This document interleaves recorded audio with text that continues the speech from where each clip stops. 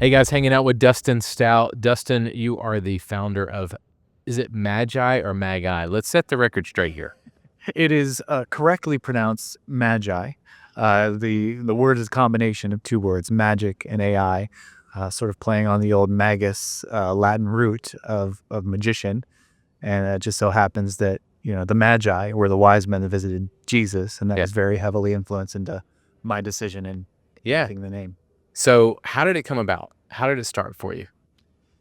Well, I was at the tail end of two software products that I was trying to launch from 2020 to 2022, and they just weren't finding the product market fit. They were failing miserably, and I was just kind of at a place where I was like, I don't know what other new thing I can come up with. These things are failing. I'm gonna have to start applying for jobs, and God had me in this, what seemed like, the valley of valleys, Mm. professionally and even personally, because, as a business owner, business is personal. So ChatGPT just hit the scene November 2022, when I was at my lowest. I started using it, started taking on clients again, doing marketing consulting. And I thought to myself, well, these AI things are cool, and ChatGPT, like, I've been using AI for a while, but this is going to change the world. Yeah. And so the more I started using it, the more I realized, like, oh man, I wish I did this, or I wish I had this. And oh, look, there's a new shiny ChatGPT competitor. I have to go subscribe to that too. And so, like, all these little quality of life things and just stuff started to pile up. I was like, I think I can make a better version of this. Uh, And within 8 weeks, I did. so what are the pieces that you're like, these are the pieces that I need to bring together into one roof? So we had all these different forms. So ChatGPT was one thing, right? And this was before ChatGPT was able to do image generation. Dolly was a separate app that you had to have, and Right. even a separate subscription at that point. But there were other image generators, there were other text generators. And I was like, what if I could bring all of these technologies, text generation and image generation, and video generation was still kind of like not usable, but starting to Uh-huh. become more prevalent. And I was like, what if I can, instead of making people subscribe to 15 different apps, what if I can bring all of these technologies into one place, one platform where all your content's in the same place and it's accessible for everyone on your team? And so I brought as much of the AI generative elements as I could for content creators into one place. So I want to stay in the beginning for a second. Did you pull in the Chat GPT infrastructure? Did you make your own? How did you kind of form everything? Great question. So all of these AI companies had what's called an API, which means any third-party developer can pull in that technology and utilize it within their own applications. And so that's what I did. I just leveraged these APIs that are readily available and found a way to wrangle them all to play nicely together, and was able to build an experience that gave people the exact same ChatGPT power, but in our interface with some additional tools and functions that kind of makes life easier. So how did it start taking off? Uh, Well, the good part of building an online brand for the past 15 years is I kind of already had an audience. And even though my last two products failed miserably, I still had an audience, and that audience was following me. And so I just shared what I was building in public. yeah, I'm a big fan of transparency. yeah. I love building my businesses in an open and honest way. And so I just kind of shared my journey as I went. I said, hey, here's what I'm building. Here's some screenshots. Like, I think this is really cool. Oh, I'm super excited about this. By the way, sign up for the wait list here. Yeah. And that was Good. it. So what are the tools that people started really resonating with as you started growing and it started taking off? Well, thankfully, ChatGPT was taking off. It was like wildfire. And so I really didn't have to educate people much in the beginning because they were learning about ChatGPT and they could apply those same exact things right inside of Magi because it was a similar experience. And so it was really the chat tools that took off the fastest, even though we had image tools out of the gate and didn't have any video, but the chat experience was really what people were after. So what tools did you start creating that you really wanted ministry leaders or well, I should probably ask that. Is it for ministry specific or anybody? What's your kind of clientele? I love building tools for everyone. That's just who I am. I worked in the church, and so I kind of see everything through a lens of working for a nonprofit with limited resources. Right. And so I try to build products that anyone can access. And whether you're technologically advanced, where you have a ton of cash to work with. So my products are really built for everyone, but obviously built with a heart for the church as well. So Mm, that answers your question. mm. So you're talking at your workshop about how to leverage those tools Yeah. for the modern church leader. Get me into that some. Yeah. So I think a lot of what anybody experiences when they work with generative AI, specifically the chat experience, is the content that comes out of it by default is not always aligned with your brand. It's not Mm, always aligned with your ideas. And the reason is because AI doesn't know anything about you unless you tell it. So you have to give it context. You have to give it the direction. So the illustration I'll give is I'm going to bring someone up on stage and I'm going to tell them, write a blog post for me. And they're going to naturally just give me a blank stare because they don't know the context of what I want out of that blog post, right? So they're going to naturally ask me some questions. So I'm going to illustrate this idea that unless you feed the AI the right amount of context, what it's going to give you is going to be generic, bad, and right. unusable.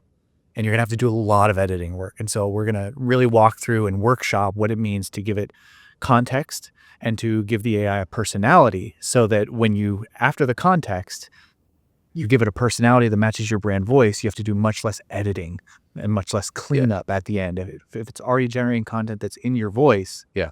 your work is And I love that you've done that inside the Magi structure in that you have places where it's learning your brand voice and it will pull from that. So you don't have to continue to teach it your brand voice. You can you give it a set of parameters that like, right. hey, this Yeah. is my brand voice and I want you everything I do from here on out, you're going to use that as a You're going to knowledge use those base. instructions. Yeah. Right.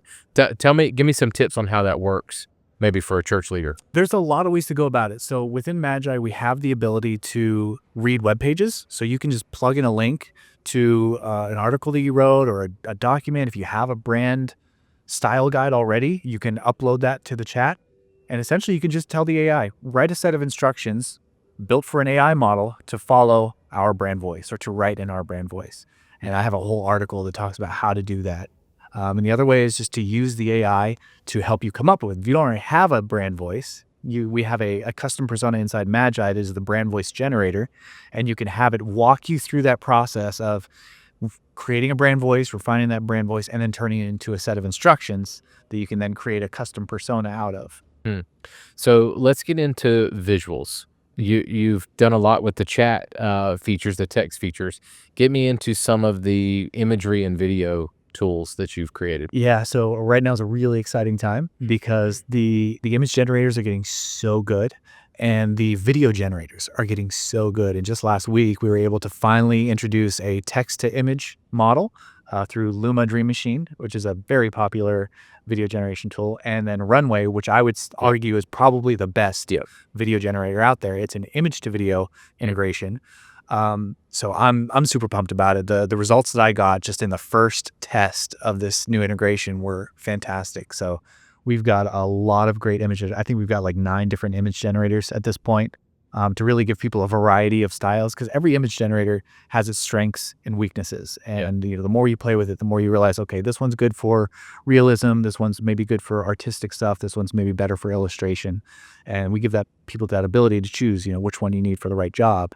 And the seamless integration we have going from generating an image to turning that image into a moving video is just super exciting for me because I can see so many applications, especially for churches. Like you need media all the time. You need visuals all the time. Mhm. And so to cut down the time it takes to maybe sort through a photo album or sort through stock photos and stock footage, just by saying here's exactly what I want. I don't have to search through a giant library.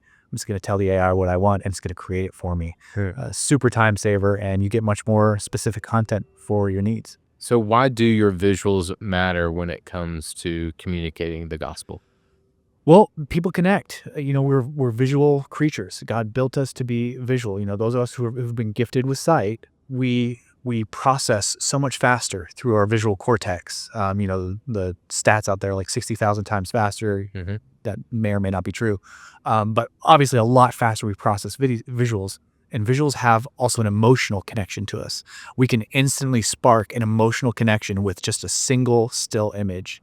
And so when you leverage that into your storytelling and into building a brand, building an experience for people, people are able to connect much better to who you are and what you stand for. And I think that helps you tell the story better. Talk to the graphic designer, talk to the video editor. Does this scare them?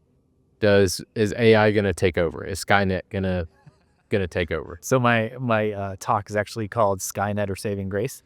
You know, I've used that term Skynet in the last couple interviews here, Jason Moore and a couple others, and people should probably know what that is. They should. It's a Terminator It reference, is. It's for the movie buffs out there. yeah, yeah. Um, I realized at this conversation that some people don't catch the connection yeah, anyway. So, yeah, I don't think anybody will show up to my talk for that reason.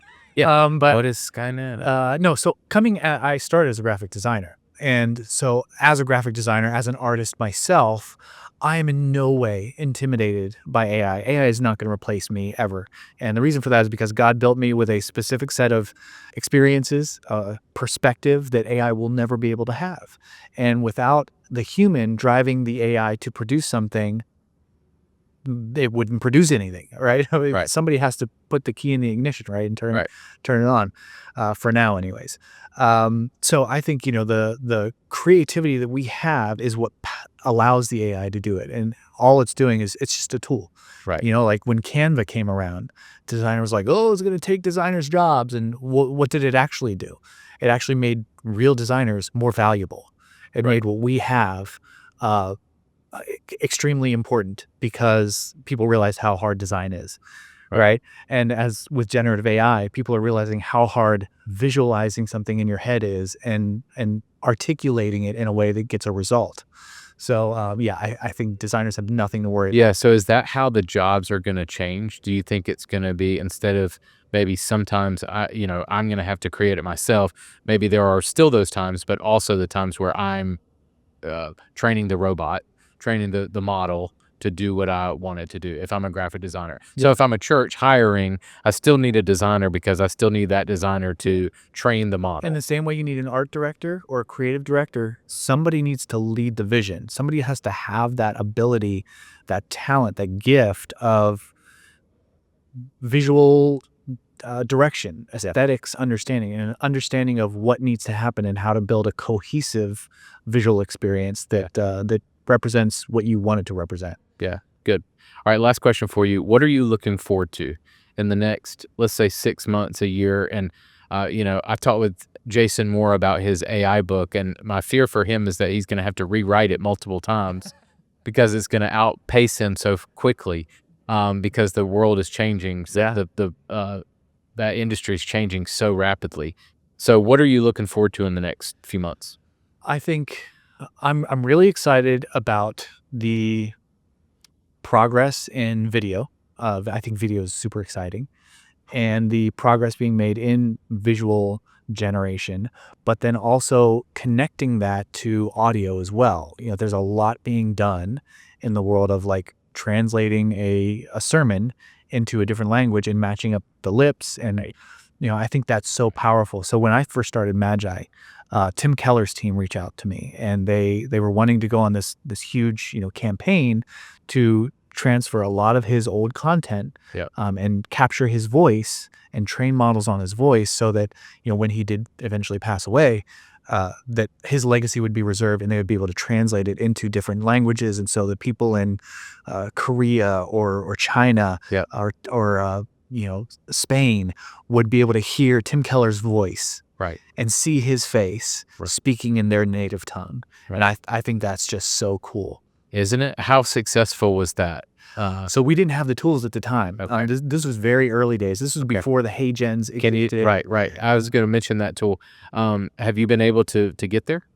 Not yet. So we small team, Yeah. big dreams, lots of items on the roadmap, but we just got to, our chat is our most important feature. So we spend a lot of time making it better and improving, adding integrations, and then the image generators adding more as the technology progressed. And that's kept us on our toes because things are moving so fast. Right. We haven't yet had time to integrate the audio side of things, Okay. but we're absolutely headed in that direction. It's Yeah. on that roadmap, and now we've got the video in there, the two best video generators in my opinion, and now we can start to bring in some of that audio as well. Yeah, when HeyGen came out, and things like that, it was amazing to know from a video standpoint, like, it's not there yet, but I can see, like, in 3 generations, that's gonna be, Yeah. both cool and scary at the same time. Yeah. Like, Yeah, definitely. because I think it will be that. I think it not only will train on the voice, but train on um, the the camera shot as well and match the lips to where I can type in a script and use a previous camera shot, and it will adjust my video and my lips to match a foreign language or whatever. Yeah. It's incredible. Cool. Really Well, exciting. man, how can people find out about you and what you're doing? Just head to magi.co. You can find everything you need to know about Magi, magai.co. The .com was taken, and they want a lot of money for it. So we're not going to get that anytime soon. But magi.co, you can find out everything you need. I'm at Dustin W. Stout on all the social things. So Yeah. Awesome, man. Appreciate the time. Thanks a lot. appreciate you. This has been a podcast presentation of Church Visuals. Executive produced by Carl Barnhill. Edited by Mario Franco. Title and show graphics by Angie Lomas. For more resources to help you visually communicate the gospel, visit churchvisuals.com.